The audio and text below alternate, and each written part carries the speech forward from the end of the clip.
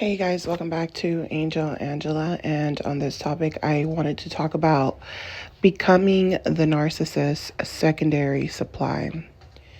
Becoming the narcissist secondary supply.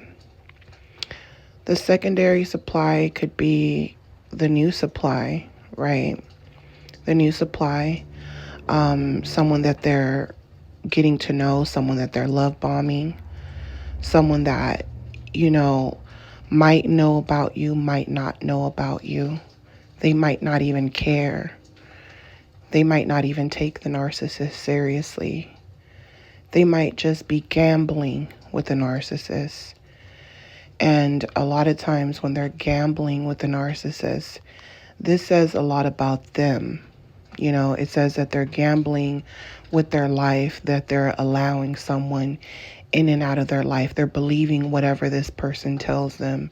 So if this person's telling them, hey, I'm working overtime, but I can see you on the weekend, what happens is that the narcissist will have a secondary supply and will build a relationship with the secondary supply for months to years. And once they feel as if, okay, this person's not leaving me, I've ignored this person, I've devalued this person, I've humiliated this person, I've made it known to them that I'm not as loyal as they thought. And if they want to keep my attention, they're going to have to give me more energy. They're going to have to sacrifice for me. So if the secondary source starts, sacrificing time, money, attention, they start to, give in to the narcissist's dreams and ambitions, because the narcissist will, tell this person, future fake with this person and tell this person that, their dreams and the things that they've been through and everything they've sacrificed for their dreams to come true, and how they're always being held back. They're always being held back. But now that they found the perfect partner, now they can work together. And if this person, builds the narcissist, and, this is where they'll start to devalue the primary source, and they'll make it seem like, why am I still with you? You're stuck in the past. You're not changing. They make it seem as if you're not evolving, and you're basically trying to evolve with someone who doesn't want to evolve with you.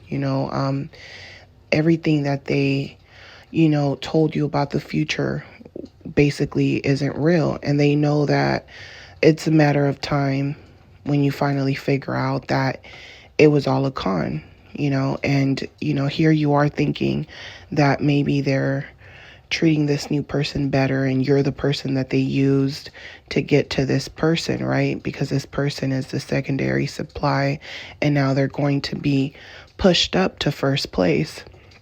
So you're thinking, okay,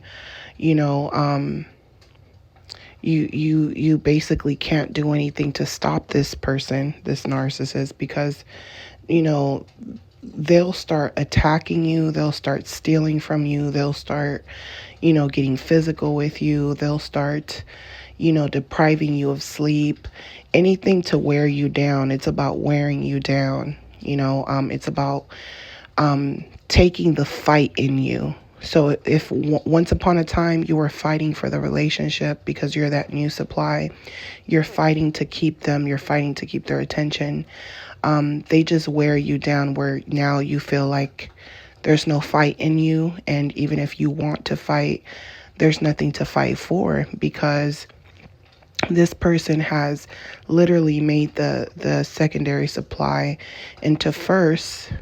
Now the first, now that this person becomes the primary supply, they'll start to feed into the narcissist. They'll start giving this person energy, start investing in them, investing in their life, their future. And now you've became the person that's trying to drag them down. Now you've became the enemy, so once upon a time, if you had an intuition that the narcissist was doing something and they were gaslighting you and lying to you, and you felt like, hey, I know something's wrong, but I don't have any proof. This behavior, it's not normal. You'll have sleepless nights. You'll have periods of times where you feel sick, where you're actually getting sick. Things are just happening to you. You're stressing yourself out. You know, you're losing it. And you're asking for peace. You're asking for even closure. You're basically like, if that's what you want, that's what you want, but I just want closure. But they won't give you any, and that's because they plan on making you a secondary source, meaning that now that this person is primary, they're basically like, these are my new rules, and if you don't want these rules, then I'm just not dealing with you. And a lot of times you want to work your way back up it's almost like you're working your way back up because you want to be primary so bad. You know something's wrong. You might try to ignore what's happening in front of you. You might try to ignore the thoughts of it being someone else. You might feel like that's what it is, but you just don't want to believe it, or you just don't want to think about it. And you're just hoping that this person loves you the way that you love them. You're hoping that they're going through some type of phase, or you're hoping that maybe if maybe these type of things are normal and this is part of relationships, and maybe you can work through it. Maybe you can forgive them. Maybe you can, isolate yourself for a while until they figure out what they want to do, right? The only problem is that what happens is that they never reach out to you. They never apologize. They never say anything to you, and then they move on, and then they start flaunting this new person. They start exposing this new person, and they're hoping that you're upset. They're hoping that you argue with them, and if you do, they're just going to say things to humiliate you even more, to the point where some empaths will accept being second place, because sometimes the narcissist takes you away from your family, your friends. They kick you down, and you spend a lot of time by yourself. And then you're like, is this going to be life, just being alone like this? So what happens is that you will reach out to them, and it's almost like you're saying, I'm okay with being a secondary source. So once upon a time, this person that they're with was a secondary source. Now they're primary, now you're secondary.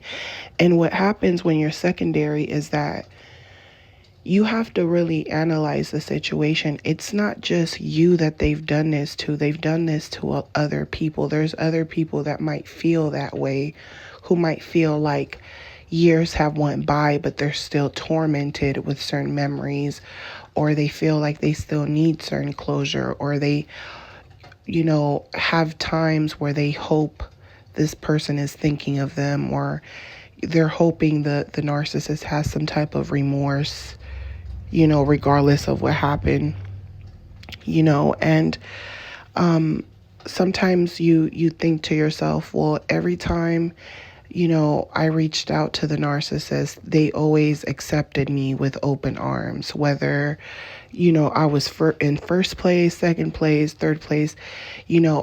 I know that if I call them, I know that they will answer me, or I know that eventually they'll reach back to me. And, they're never really gone. It's really about what position, what role do you want to play with them? Because depending on how long you've been with them and how much you know, the narcissist feels like you have enough information to determine what you want to do moving forward. So these type of people, narcissists will always accept you, usually in their life. So these people can get married, and they're not going to be loyal to that person. They'll play around with past sources of supply. So if someone reaches out to them and they're like, I just need a friend, the narcissist will pretend to be your friend. And if you ever give them a pass, they feel like that's just an opportunity. And they also feel as if, well, it's been years or months. You can't expect me to be the same person and give you the same things I promised you. Then they almost look at it like I've changed. So these people can spend 10, 20, 30 years with you. But if they were to hoover you or you were to re-idolize them, to them, it's like they feel like they're a different person. They feel like they've changed. They feel like you're living in the past, because they feel like, I'm already with someone. I've already made them primary source. And once I've made someone my primary source, you'll always be secondary.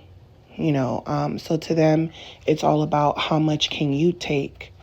So it doesn't matter if months, years go by and they say sweet nothings to you, and they text you or they send you letters or they say anything, or make you feel as if, hey, I always have your back, you can always call on me as a friend. The narcissist makes you feel like you can always call on them for something, and they'll if you need a favor, they'll be there for you as a friend, but they're going to want something back in return, and they'll start to treat you almost like you're a streetwalker. They'll treat you like they weren't even in a serious relationship with you, almost as if, you know, you're here because you don't have anyone. I left you in a bad situation, and I know that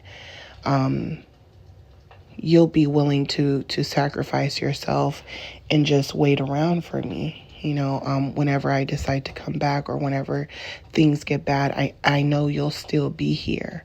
That's their whole thing. And this is why they won't leave the person that they've made primary source, is because that person has probably invested into them. This person still believes certain lies. If the narcissist comes up with certain fables about having business with certain people and traveling with certain people, that person's going to believe it. Where, you're the type of person that won't believe it. So when they know that you won't believe it, they'll lie to you just to sleep with you, to get into your pants. And then it's almost like you'll be having a one night stand, because the moment you start getting emotional or you start asking real questions, they know that they don't have any way around it. They know that they've already subconsciously said things to you about being busy, about work, about not being able to answer calls all the time. They've already started establishing how things are going to be different. Basically, in their eyes, once you become secondary source, you basically just have to wait around your turn. You have to wait for your turn, basically. So they feel like, hey, if 20 years go by, 30 years go by, and I decide to come back, then I'll come back for you. They're not emotional people. They don't think on a emotional level, so that's what hurts the most about becoming the secondary supply, is because you don't even know it's happening, because they're devaluing you more and more. They're telling you that it's all in your head. Then eventually it's almost like they're in desperation to leave you to go be with someone else. Like there's this desperation in them where they know if they don't They know if they keep playing this game between two people, they know they're going to lose the primary source, and that's where they want to be. So to them it's like, okay, I've pushed this person's buttons, but I know I can't keep pushing their buttons because I might lose them forever. Now this person over here, even if we're not together, I'm not going to lose them forever, because I know if I come back years, months later, they'll still be there. They'll still be willing to take me back. And even if they refuse to, that's fine, because they're not going to allow me to cheat in peace anyway. To them it's like it's just the last resolution to my addiction, if that was the case. And not only that, but they have other exes that they've done this to. So, if they can play with certain people for months, they will. This is why they'll be with you for 2-3 months and they're okay. And then they'll discard you for a month and then come back and you're wondering what the hell is going on. The more you know, the more the shorter the love bombing is, meaning that there'll be a point in time where they won't even reach out to you and say, hey, let's go out to dinner, or, hey, they won't even send flowers anymore. It's just, are we meeting up with each other? Are we being intimate with each other? If not, then I'm wasting my time. They will make you their friends, but it's only because they want to triangulate you with other people. They're always willing to keep people around as long as they're admiring them and they're staying out their way, meaning that they're not exposing them. And most people are too hurt to just sit there and be a robot,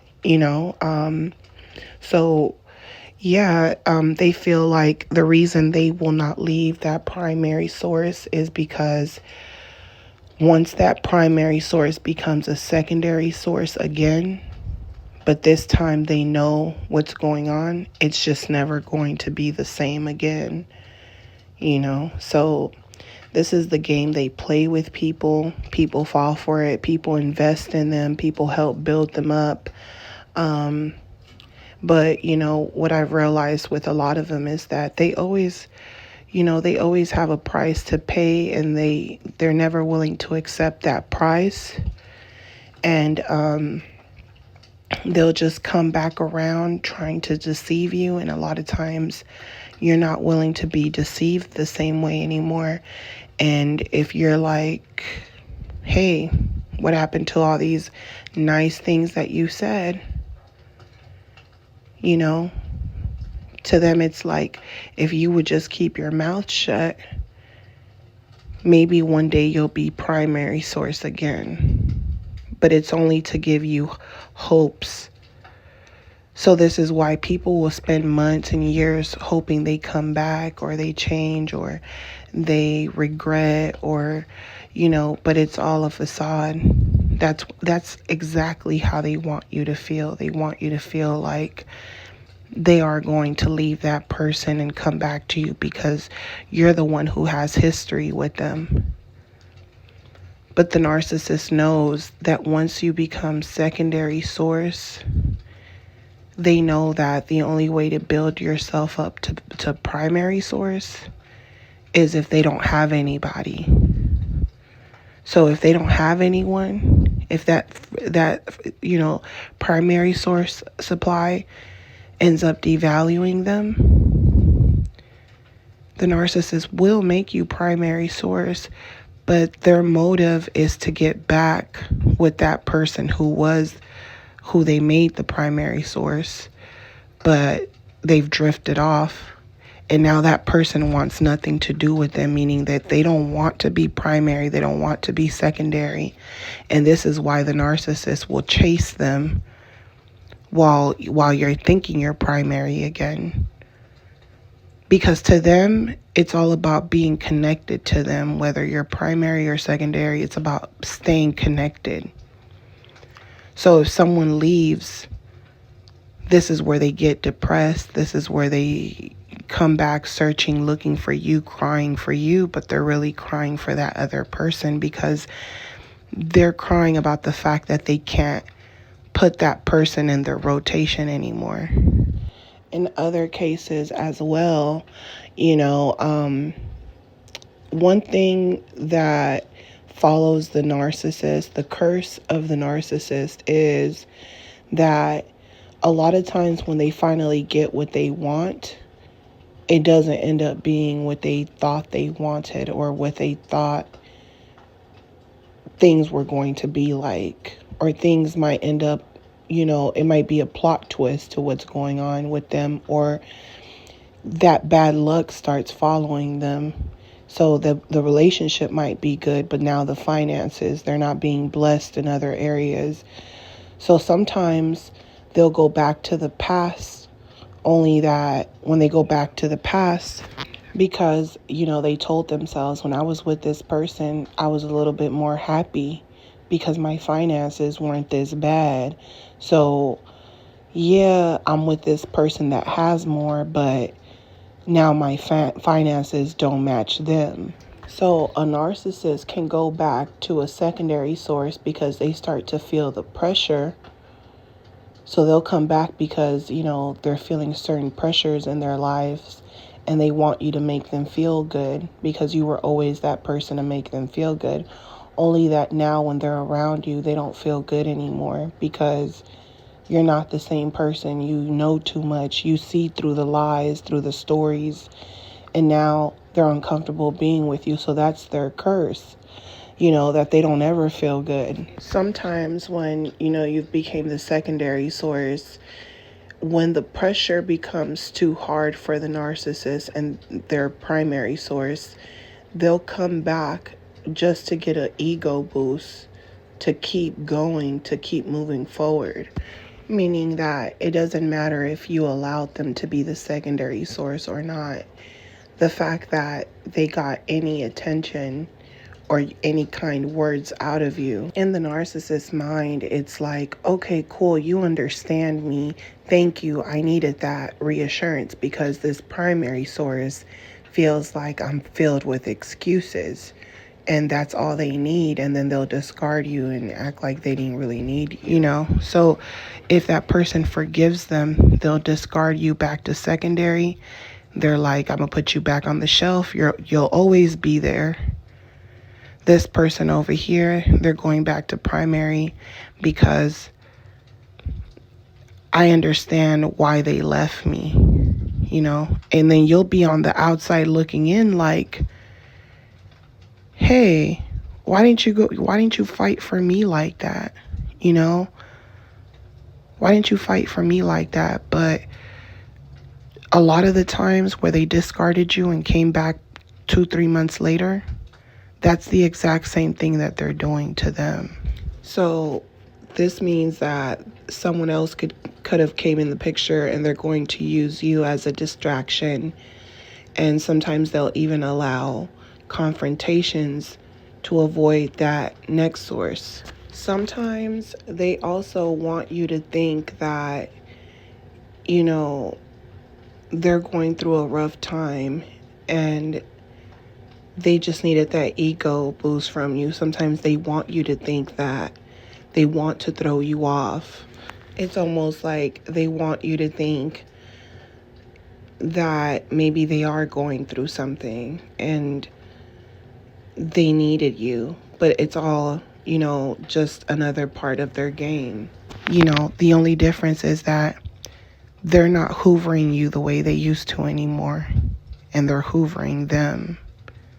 So this is why they'll put you back as secondary and they'll move that person back to primary because they haven't trauma bonded them deep enough. And that's where the desperation comes from. It's, oh no, this person can move on and live their life like I didn't even exist. And you're sitting here looking at them like, that's exactly what you did to me. And you're looking at them like you only care about your own happiness, and they're looking at you like, I'm supposed to only care about my own happiness. You should care about your own happiness too. And you're like, well, why would you say you want to be happy with me? And they're like, because I did, but I don't anymore. And you're sitting there like, wow, I spent so many months, so many years trying to recover. And I opened that door just to become secondary source. And now I have to live with the fact that I'm always going to be the secondary source in their eyes forever. Even if I'm not in front of them, even if they're with someone new, in the back of their head, they will always know that they broke my heart, that they did these things. And as they get older, they're going to keep bragging about these things and telling people how you're crazy or you're obsessed. So they basically drive you into insanity. They get you mentally ill. They get you physically ill. You lose your energy for certain things. Certain drives, you lose it. They sometimes they destroy your life in ways that you just can't put the pieces together anymore. And you'll wish that they would be around because you'll have nothing else. You won't be able to connect with anyone anymore. Not in that way anymore. You won't obsess. You won't believe the lies, and you'll miss that feeling, that bliss of feeling in love and trusting someone, even though you didn't know that, they were lying to you, but you'll miss that innocence that you had for them because they don't feel bad. When they've made you secondary source, love bomb just gets shorter and shorter and shorter.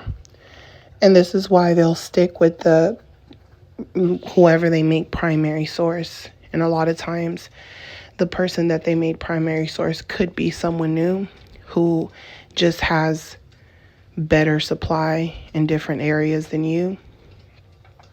Or it could be someone from the past. Someone that they keep going through the same motions with, and they've just been there way longer and endured so much more, and the narcissist benefits from it. It makes them look good. Their family respects it. So the narcissist family might have not respected you, but they respect this person. And sometimes you're like, that's not fair, But that's usually what happens, is that maybe that person's been around in the family for years. Even when you and the narcissist were together, they were sticking their noses around all the time. So the narcissist knows that person's not going anywhere no matter what. And a lot of times, the reason the narcissist also keeps you as secondary is because you might have discarded them, meaning that they tried to hoover you and you didn't accept the hoover. And that makes you a bad supply. That means that you're not letting them be in control completely, So being the secondary supply is very hurtful, because you're always trying to work your way to being primary. And then you realize in the end, after this person has humiliated you in so many ways, that even when you were primary source, you were going crazy. Like you were living in fairy tale land because you were believing every lie this person told you. And you're almost shocked that you were this person's puppet. And then you're kind of like, well, you didn't love me at all? I was your puppet. I did everything for you. How could you not have any love for your puppet? Because to the narcissist, you're nothing but a toy. You're nothing but a toy. They know that you're hurt and they'll come to you They'll lie to you. They'll sleep with you. And in the morning, they'll put their clothes on and say, I'm out. Like you weren't with them for 10, 20 years. You know? And you don't even know how to pick up the pieces to your life. And here they are, like, leaving, making it seem like their life is more difficult than yours, when their life is only difficult because they continue to lie and have to keep up with their lies. And somehow they're blaming that on you because they don't even remember you anymore. They don't even know who you are. You're nothing but a piece of meat to them. All those memories are gone. They don't even remember those memories. They might have a glimpse of the memory, but they don't even remember how they felt in that memory. So if you felt love in certain parts of the relationship, they don't even remember that because they weren't feeling any love in those moments. So it's hard to remember something when you weren't emotionally invested in it. And if you were with someone for years and this person was emotionally invested, you're the person with all the memories and all the heartache, and the narcissist doesn't feel anything. To them, it's a game. If you give me access, I'll take access. If you give me a snack, I'll take the snack. I'm not going to sit there and say, no, that's the last snack you have, and I've already left you with nothing, hungry, starving. I feel bad. I don't want to come over here and take the last of your snack. That's messed up. That's, they don't care. That's what makes the narcissist a narcissist, is that someone with empathy will think things through more. They won't put their own selfish needs before, someone they love who is hurting. They won't sit there and abuse and exploit someone just because they want to, even though that person is in tears, So, when they lie to you to lure you in to just use you and make you think that things are going to be better, that's the sick, twisted part about being turned into the secondary source. Because to them it's like, well, as long as you entertain me, now, tomorrow, couple years from now, it's always going to be secondary. They're never going to see you as a new person. Like, sometimes you wish you could give people time for them to see how you might feel. But when you give people time, they don't really think about you. They just forget you. So the empath spends a lot of time thinking about all the people that you loved, that you cared about. You wonder if certain people care about you, if they think about you, and a part of you feels like they don't, or a part of you knows that they don't. But that's what makes you feel so different from other people, because you're like, how could these people just do stuff like this and not feel anything? Especially when they've seen you suffer in so many different ways, and then they tell you that was a long time ago, like almost saying that the things that they've put you through, even if it was things that are life and death situations, they're like, oh, that was a long time ago. They never want to talk about what you went through or what they've done. Sometimes, for example, they'll say things like, oh, no one thinks about what the man wants, or how the man feels, or the pressures that you feel as a man. They might say things like this to you. They might say that, everyone only cares about themselves and their own feelings, and everyone's so consumed with themselves. And when they say something, it's not really being processed the way they want it to be processed. And it doesn't matter how much you try to understand them, it's all to just throw you off. And to them it's like, even if you go through something, right? So like, I always give you guys an example. When I had a miscarriage, and then right afterwards, like, the narcissist moves on with someone else, sends me nude pictures of this person, and then tried to hoover me back, send me flowers. And I'm telling them, like, what the hell was going through your mind when you did that, right? And I told him, it's not even the fact that you did something so disturbing, like send nudes and stuff to me to prove a point that you moved on. It's the fact that, I went through a miscarriage and I was still healing from that. And then boom, you hit me with something else. And I'm like wondering, what did I do to deserve this? So the narcissist said to me, that was a long time ago. Like, the miscarriage was a long time ago.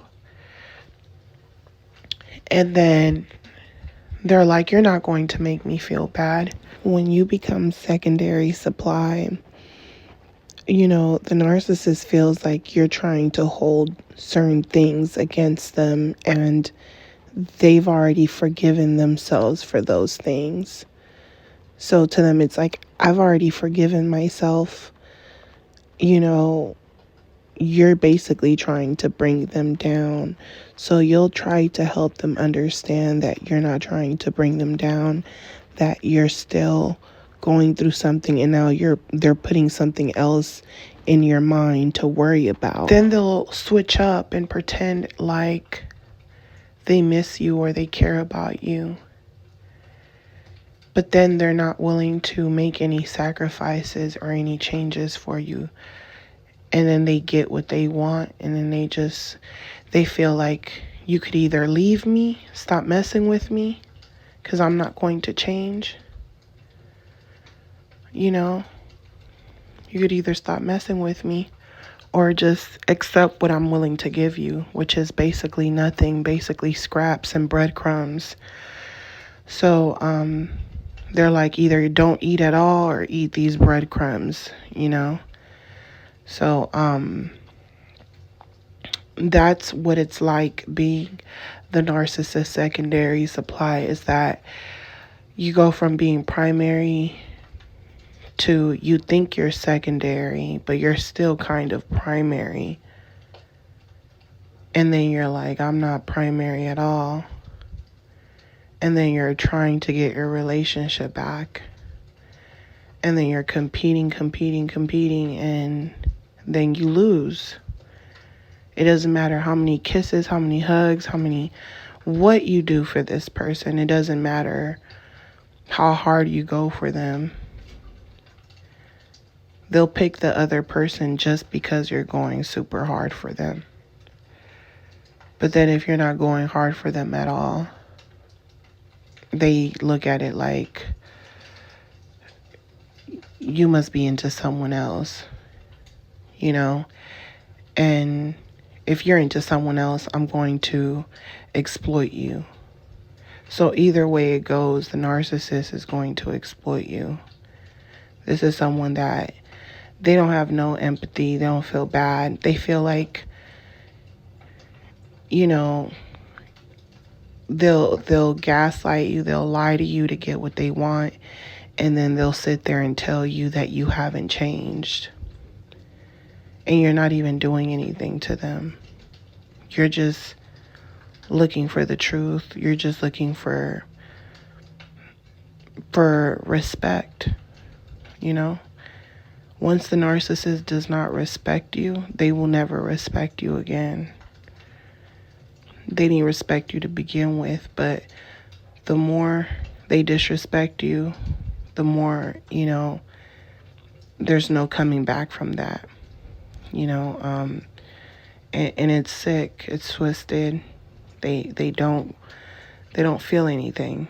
They'll come back around you, feed off of your emotions. If you're healing, if you're trying to heal, they'll lie to you just to break your healing journey, and then suck you in, and then you feel like you have to heal all over again because you gave in, thinking that you would be able to know how to deal with this type of person because of the disorder or whatever. You feel like you'll be able to handle it, but trust me, you won't be able to handle it unless you're a narcissist just like them and you enjoy it, and a lot of times that's what they need, but they can't feed off of other narcissists because they feed off of the fact that they're controlling you, and you don't know that they're pulling the strings. They're pulling your strings. They're making you do and say whatever they want. They're feeding you whatever stories that they want, and you're believing them. Sometimes they make up stories just to see if you believe them. So whoever is the primary source, you're basically being lied to all the time. Yeah, this person might cook for you, this person might be nice, but they're always lying to you. If this narcissist gets any of the secondary sources, exes from the shelf to contact them, the narcissist is out of there. They'll be home tomorrow, but they're out of there. There's no loyalty in the narcissist. To them, the loyalty to them is you being primary source and just taking it all. They're like, I love that you take abuse. Once you don't want to take abuse anymore, you don't love me. That's all it is. So, don't waste your time. I've wasted a lot of time. I've done everything you can think about. I've tried being the quiet person, not saying anything. I've tried being the person that talks about her feelings to this person. I've tried not giving this person attention. I've tried giving them too much attention. There's nothing you can do. Like, especially when they don't want you anymore and they don't like that you just see through them like that. It makes them feel uncomfortable. Like, if you're looking at them, they feel like you're looking weird to them, and you're like, no, you're looking weird to me, because the energy is off, and they don't feel good being around people that can see through them like that. They might tell you that they don't like being around dumb people, but they actually do, because they can puppet them. And to them, being able to puppet someone is love. So you were able to love the narcissist freely, no matter what they did to you. But if you would have done that to them, they wouldn't even want to be with you, So, I hope that this message can help you if you're going through healing, if you ever feel like, accepting the Hoover and things like that, or if you've already been through all this and you can honestly say, hey, I've been the primary, I've been the secondary, I've been the secondary, primary, and the secondary again, and then the primary again, and until I finally realized this person just doesn't care. They just look at people like they're just toys to play with whenever they want. Let me drive this car whenever I want and put as many miles on it until it has too many miles on it and nobody wants it. So I'm sending you guys lots of love, light, peace in your healing journey. If you guys want to book a session with me, my booking information will be on the description. Just give me about 24 hours to respond to you, and I'll talk to you guys on the next podcast. Love you guys. Bye.